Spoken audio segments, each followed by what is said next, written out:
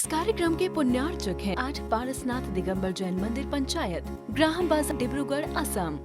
कहीं भी तो हो सकता है ना, लेकिन कहते हैं स्वर्गवासी। ऐसे ही कह रहे हैं समाधि, तो हो सकता है समाधि हुई हो नहीं हुई हो, कोई जरूर थोड़ी ना है। साधु बन के मर जाने से मतलब थोड़ी ना समाधि होगी उसकी। जो साधु बन के चले गए तो जरूरी थोड़ी ना कि उन सबकी समाधि हो रही है। पर लोग में सम्मान देते हैं ना, सम्मान देते हैं, तो भैया इसलिए सम्मान देने के लिए कह देते हैं भी समाधि हो गई। अब तुम्हें पता ही नहीं हो तो कमरे में बिलक बिलक के मर गया सामने वाला, दर्द की मारे करा के मर गया, तुम तो बोल दी समाधि हो गई। क्यों लोग में सम्मान मरने के बाद दोषों को ना बता के गुणों के रूप में उसको बखान करते हैं हर चीज का। तो कहने मतलब है कि बाहर का जो आपका जो वैभव है वो बाहर में प्रशंसा दिला पाएगा, लेकिन जो अंदर का वैभव है वो परलोक में प्रशंसा दिलाएगा। आपके यदि अंदर की समता परिणाम रहे, बाहर में भले तुम्हारा नाम नहीं फैला था, लेकिन स्वर्ग में जरूर तुम ऊंचे देव के नाम से जरूर फैल जाओगे। ऊंचे देव के नाम से आज पढ़े थे ना आप लोग मंगलाष्टक, वो महावीराष्टक पढ़ रहे थे ना, यदर्चा भावेन प्रमुदित मनादर दुर्यः क्षणादासी स्वर्गी गुण गण समृद्धा सुख निधि। एक वहां पर एक वही राजा सैनिक है, राजा सैनिक जो कि इतना भक्त दिखाई दे रहा है, भगवान का इतना भक्त दिखाई दे रहा है, प्रमुख श्रोता है और प्रश्न कर रहा है, साय समय दृष्टि है, वो मर के नरक जा रहा है। वो मर के कहां जा रहा है? नरक जा रहा है। वो वही एक मेढक, इसकी क्या ही भक्ति दिखेगी लोगों को, क्या ही भक्ति दिखेगी। क्षणादासी स्वर्गी, एक क्षण में गुण गण संबद्धा सुख निधि, गुणों के समूह और सुख के निधि का भंडार, ऐसे कल्पवासी स्वर्ग में क्षण मात्र में देव बन जाता है। कौन? आपकी अर्चना के भाव से प्रमुदित मन, हर्षित मन हुआ एक मेढक। अंतरंग परिणाम, बहिरंग में वैभव दिख रहा था राजा का, हाथी से जा रहा है, थाल में सोने चांदी हीरे मोती अष्ट द्रव्यों को और अनेक प्रकार के उपहार को लेके जा रहा है, भगवान के चरणों में चढ़ाऊंगा, और ये बेचारा कुछ ही नहीं ले जा रहा, एक पंखुड़ी। पर परिणाम बड़ा कौन है? राजा। हाथी पर बैठा कौन है? राजा। तो गया कहां? चल कौन रहा है जमीन पर? गया कहां? तो ऊपर बैठने वाले नीचे जा सकते हैं, नीचे बैठने वाले ऊपर जा सकते हैं, यही सत्य है। किसमें गुण देख रहे हो, किसमें दोष देख रहे हो? जिसमें तुम्हें दोष दिखाई दे रहे हैं वो गुण को प्राप्त कर सकता है, और तुम अपने आप को गुणवान समझ रहे हो तो तुम दोष को प्राप्त कर सकते हो। किस पर है, किस पर अभिमान, किस पर घमंड? हर वस्तु में गुण है, हर वस्तु में दोष है, हर वस्तु में गुण है, हर वस्तु में दोष है। आपको जो चाहिए आप वो ले लो। क्या चाहिए? गुण चाहिए कि दोष चाहिए? जो चाहिए वो ले लो। आप गुण भी प्राप्त कर सकते हो, दोष भी प्राप्त कर सकते हो। आचरण कह रहे हैं कालिया नाग के समान है मुनि। जैसे कालिया नाग कभी भी अपना घर बनाकर नहीं रहता, जैसा कालिया नाग कभी अपना कोई घर बनाकर नहीं रहता, उसका कोई नियत घर नहीं होता। जिस जहां बनाती दीमक है बामी को, दीमक बनाती है बामी को, और रहता है कालिया नाग। ऐसी दिगंबर मुनि अपना घर बनाकर नहीं रहते, बनाती है समाज, रहते हैं महाराज। क्यों सुरेश जी? 1 करोड़ रुपये लगा के हैं, समाज से चंदा इकट्ठा कर करके कर करके उठा कर, ओ महेंद्र जी, समाज से लिया कि नहीं लिया पैसे से? आपने भी दिया होगा पक्का। तो समाज से पैसा उठाकर चंदा कर करके बनाया किसने? आपने, समाज ने। और रह कौन रहा है? बनाए कौन ने? आपने। और ठाट वाट से रह कौन रहा है? राजा जैसा हम रह रहे हैं। तो इसलिए कहा कि ये विराज कालिया नाग के समान है, बनाता कोई और है, हैं? आप तो बताओ बनाता कौन है ये? हाँ, तो दूसरी जगह भी रहेंगे तो वहां बनाएगा कौन और रहेगा कौन? बनाएगा कौन? हम बनाते तो एक ही जगह के होके रह जाते, जैसे आप हो गए। हम बनाते तो एक ही जगह होके रह जाते, जैसे आप हो गए। आपने बनाया मकान तो आप एक जगह होके रह गए, और नहीं बनाए होते तो घूमते रहते बंजारों जैसे।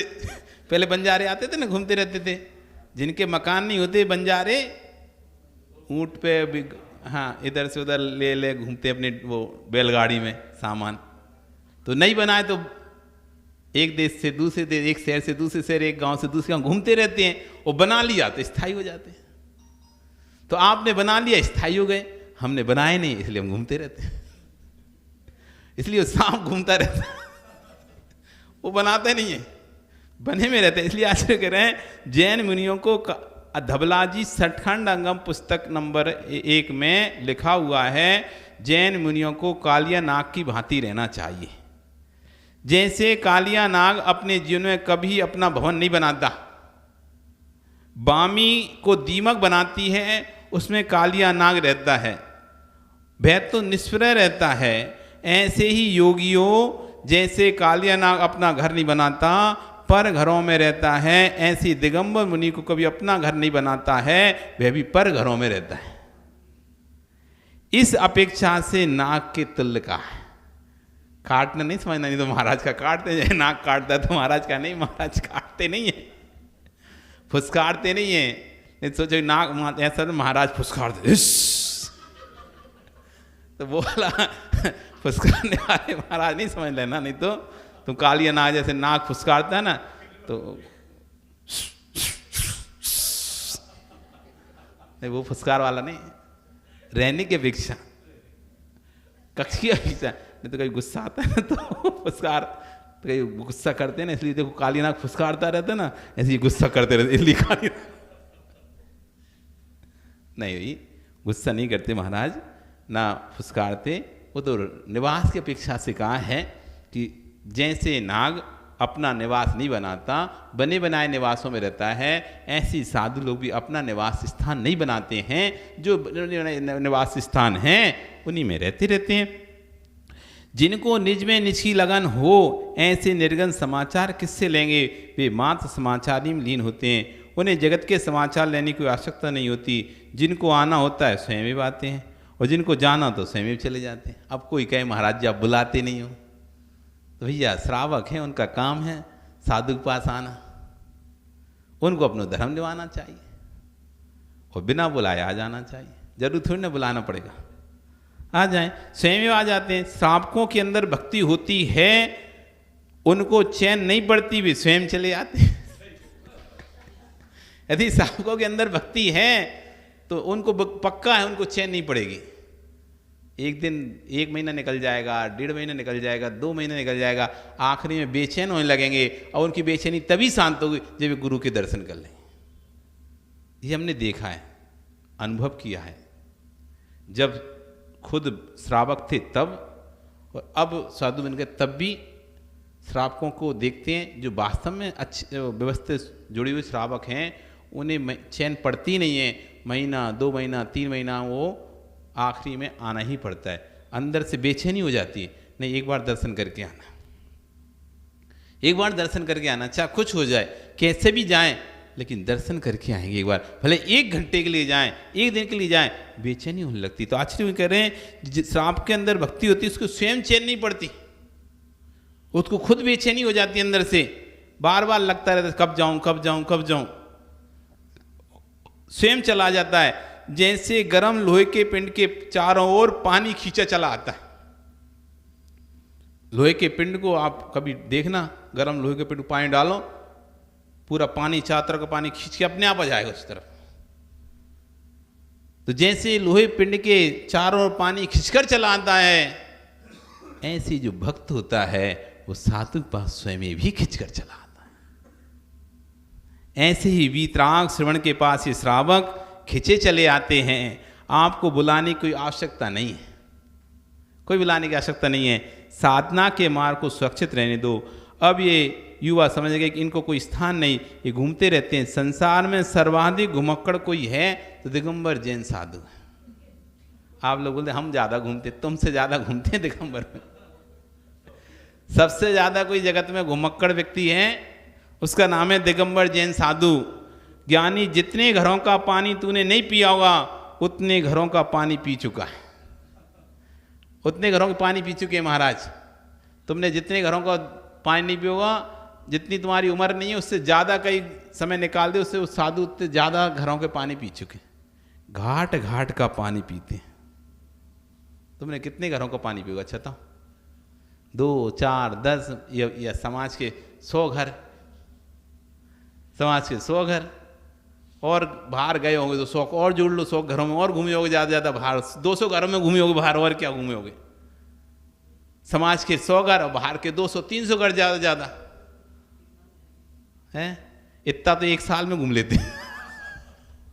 300 घर तो हर घर, नए नए घर में हार करने जाते हैं, हर नए नए घर में हार करने जाते हैं, तो साल भर में 300 घर तो ऐसे ही हो जाते हैं। तुम अपनी पूरी लाइफ में 300 घर घूम पाओगे? आप खुद सोचो ना, आप कितने घर घूम सकते हो, कितने घर घूमे होगे? तो जितना पानी आपने पिया लोगों घर का, उतना उससे कई गुना पानी। तो कह रहे हैं साधु उतने घरों का पानी पी चुका है, इसलिए मुझे पता चल जाता है कि इस घर के लोग कैसे होंगे। मंदिर की देहरी पर पैर रखो तो समाज का पता चलता है, और घर की देहरी पर पैर रखो तो परिवार के सदस्यों का पता चल जाता है। ये बात तो बिल्कुल सत्य है। आपके यहाँ तो एक जगह की स्थान की व्यवस्था है, लेकिन उत्तर भारत में, मध्य भारत में, दक्षिण भारत में, पश्चिम भारत में, यहाँ सब जगह जगह घर की व्यवस्था है। जब घर में प्रवेश करते थे तो पता चल जाता था आज यहाँ आहार होगा कि अंतराह हो जाएगा। उसकी वर्णाएं फील होती हैं। जिस घर में 24 घंटे से कलह होती है ना, कलह, लड़ाई झगड़ा होता रहे, जिस घर में लड़ाई झगड़ा होता रहे, उस घर की वर्णाएं भी पूरी नेगेटिव हो जाती हैं। पैर घुसते से ही आपको खाने को दौड़ेगा घर, फील हो जाएगा तुरंत ही, आज तो पक्का अंतराय होना है। और आप देखो जिस घर में लड़ाई होती रहती है ना घरों में, वहां पर ज्यादा उस व्यक्ति का रहने का मन भी नहीं करता। आप कभी उस घर में ज्यादा देर बाहर रहने से पसंद करोगे, घर में रहना कम पसंद करोगे, क्योंकि घर की वर्णा इतनी विकृत हो चुकी हैं, पूरी ऐसी हो चुकी हैं कि घर में रहने की इच्छा ही नहीं होती व्यक्ति की। ऐसा लगता है कब यहाँ से निकल के जाएं हम, भले बाहर फालतू घूमते रहेंगे लेकिन घर में नहीं आएंगे। तो माहौल पूरा वर्णाएं, यही तो कारण है। भगवान की भक्ति तो कहीं भी की जा सकती थी, मंदिर बनाने की जरूरत नहीं थी। भक्ति तो करना है, कहीं भी कर लेते भक्ति, लेकिन मंदिर क्यों बना रहे हैं? इसलिए बना रहे हैं यहाँ की वर्णाएं पवित्र, बार बार मंत्रों के उच्चारण से, स्तोत्रों के उच्चारण से, पाठ के उच्चारण से, जाप के उच्चारण से मंत्र स्थान की वर्णाएं पवित्र हो जाती हैं। इसलिए यहाँ आने पर शांति मिलती है, मन में आने पर शांति फील होती है। चलो अब शांति से 10 मिनट बैठ के यहाँ पर भगवान की अच्छी जाप कर ले रहे हैं। वो आनंद घर में नहीं आ रहा है, यहाँ आने पर आ रहा है। यहाँ बैठ कर शांति महसूस करते हो और जाप करते हो। जिस घर में रोज स्तुति होती हो, पाठ होते हो, जाप आदि चलते, ऐसे घरों में आप जाओ, पैर रखते ही आपको लगेगा शांति। बहुत फर्क पड़ता है। वास्तु यही है, लोग फालतू मकान तोड़वा रहे हैं, वास्तु के नाम पर मकान तोड़वा रहे हैं। मकान मत तोड़वाओ, ये भाव बदल लो, वास्तु अपने आप बदल जाएगी। महेंद्र जी बिल्कुल सही बता रहे हैं हम। ये लोग मकान अच्छे खासे उसमें बाप दादा रहते थे, वे फले फूले थे, उन्हें तो कोई वास्तु नहीं फर्क पड़ी उस समय। अब ये आज के लड़के आए, ये खराब है, ये वास्तु इधर खराब है, तोड़वा का पूरा घर गुलाव कर दिया उसे, और वो इसकी वास्तु ठीक हुई नहीं हुई, लेकिन जो आर्किटेक्टर था या जो वास्तु शास्त्र उसकी वास्तु जरूर ठीक हो गई, उसके तो 2 लाख 5 लाख रुपए बन गए। उसने तो अपनी वास्तु ठीक कर ली, तुम्हारी वास्तु ठीक होए नहीं होए, वो तुम्हारी वास्तु तो और खराब हो गई, वैसे ही पैसा आ नहीं रहा था और उसको और बुला लिया, वो 5 लाख और लेके चला गया, तुम्हारी वास्तु और खराब, लो कर लो वास्तु। एक भैया आया हमारे पास, महाराज जी अब हमने एक वास्तु शास्त्री बुलाया, उसने हमारा पूरा मकान तोड़वा दिया, अब जब से तोड़ा है तब से बन ही नहीं रहा, और वो भी 5 लाख रुपए लेके चला गया। मैंने वाह, महाराज बोलते कि इधर दान कर दे तो निकलता नहीं पैसा जिम से, और उसने देखो 5 लाख ले गया और चुपचाप दे भी दिया आदमी। कब महाराज अब कुछ उपाय बताओ, अब क्या करें, परेशान हो रहे हैं। मैंने कि जैसा है वैसा बना लो, खुश रहोगे। अब वास्तु के चक्कर में मत पड़ो, वास्तु के चक्कर में पूरा घर तोड़ लिया, इधर 20 लाख रुपए का वो नुकसान, फिर इसको दिया, अब बनाओ फिर से। ये आदमी की स्थिति है। भाव अच्छे हों तो सब वस्तु अनुकूल होती है। घर का वातावरण अच्छा कर लो आप, घर में कलह नहीं हो तो आप विश्वास मानो, जो काम आपके रुके हुए हैं, आदमी रो रहा है महाराज जी हमारा ये काम नहीं रहा, बेटे की शादी नहीं, इसकी शादी नहीं, ये व्यापार नहीं चल रहा, ये वो नहीं चल रहा, ऐसा हो रहा वैसा हो रहा, आपके घर की वास्तु खराब है। कौन सी? भावों वाली वास्तु खराब है। 24 घंटा क्लेश बना रहता है। सुख समृद्धि उसी घर में आती है जिसके घर में शांति होती है। जहाँ 24 घंटे क्लेश है, कलह मची हुई है, क्या ही वहां पर सुख शांति आएगी? अब तुम फिर कितने ही आशीर्वाद मांगते रहो, महाराज सुख शांति बनी रहे घर में, सुख शांति कहां से बनेगी? सुख शांति, क्लेश तो भरा हुआ है घर में, घर में क्लेश तो भरा हुआ है, सुख शांति आए कहां से? बिल्कुल नहीं मिलेगी। इसलिए सुख शांति चाहते हो, सुख शांति चाहते हो तो घर के वातावरण को जितना अच्छा शांत रखोगे, प्रशस्त बना के रखोगे, तो आपके परिणाम प्रशस्त होंगे। इस कार्यक्रम की पुण्यार्जक 8 पारसनाथ दिगंबर जैन मंदिर पंचायत, ग्राहम बाजार, डिब्रूगढ़, असम।